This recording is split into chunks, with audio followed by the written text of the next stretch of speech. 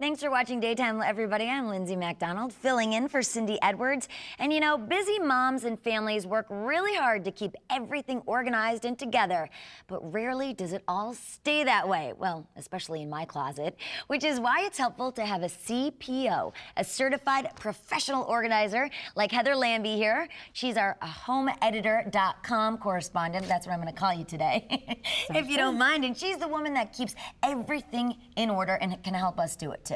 Thanks for being here. Thank you so much. All right, the first thing you say is be brave. Be brave, does that mean, hey, be brave and we can open our closets and realize how much of a mess they are? Sometimes, yes. But when I say be brave, I mean when you're doing your own editing and purging and culling out of things, you need to be brave and be bold and brutal a little bit about your decision making. Ah, so that means you can throw things away, be strong about throwing them away. That's right. You know, you have family history and personal achievements, trophies, awards, things like that. You can't keep everything your whole life long, so you have to be really brave and brutal about letting those go. Well, let's take you into a children's room right now because we know that those get very cluttered. We have a picture here.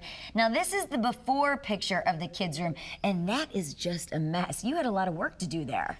Yes, we did, and that is actually not too different from the majority of rooms that I see. Sure. It's not really that outstanding.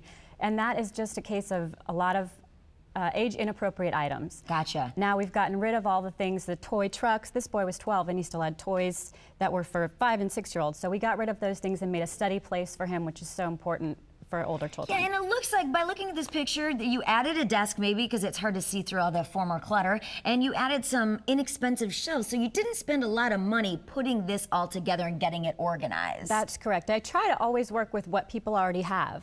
I don't want them to have, they're already paying for my services, I don't want them to have to pay for additional things.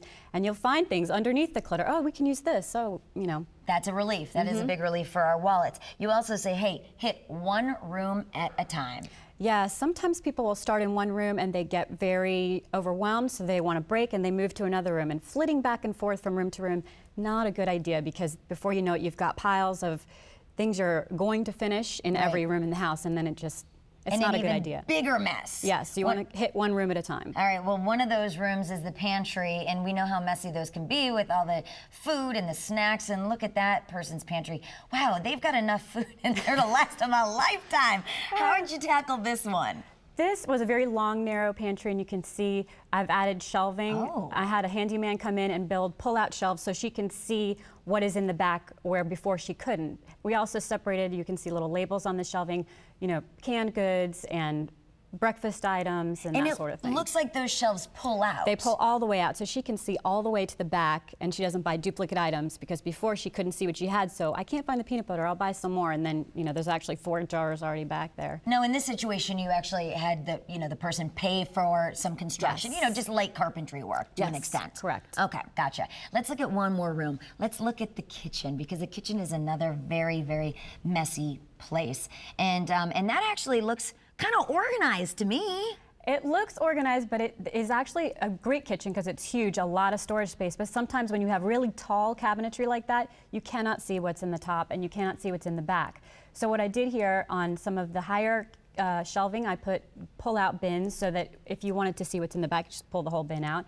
And then also the Lazy Susans on the lower shelving, so that again you can see what's in the back, swivel it around, and get to all the items. And you did exactly what you mentioned earlier. One of your tips, you probably made the mess, you laid everything out, and then you reorganized it. Yeah, making a mess, I always say it gets ugly before it gets pretty. That's very true. You have to pull it all out, view everything as a collection, see where the duplicates are, see where things are broken or damaged, get rid of those, and purge. Which is your last tip. It's, hey, be logical. Yeah, be logical. Like with like. You want to group like items together. You want to put the items in the room where you're going to be using it. Gotcha. So quickly, let's look at the office. This is one of those other spots that everybody has, well, a lot of people have in their homes, and it can just get disastrous. That looks like a hurricane hit the room. Yeah, that office was actually a spare room that they were trying to use as an office. She had a lot of storage there, a lot of cabinetry. So you just put things away, you organized them, those were all and put them away. empty, so we actually used them up. Hey, Heather, great tips. Thank you so much. Thank we appreciate this. We are organized. We love this. Go online to our website, daytimeonline.tv. You can link to Heather's website through that. Now, right after the break, Sam sits down with Hugh Jackman.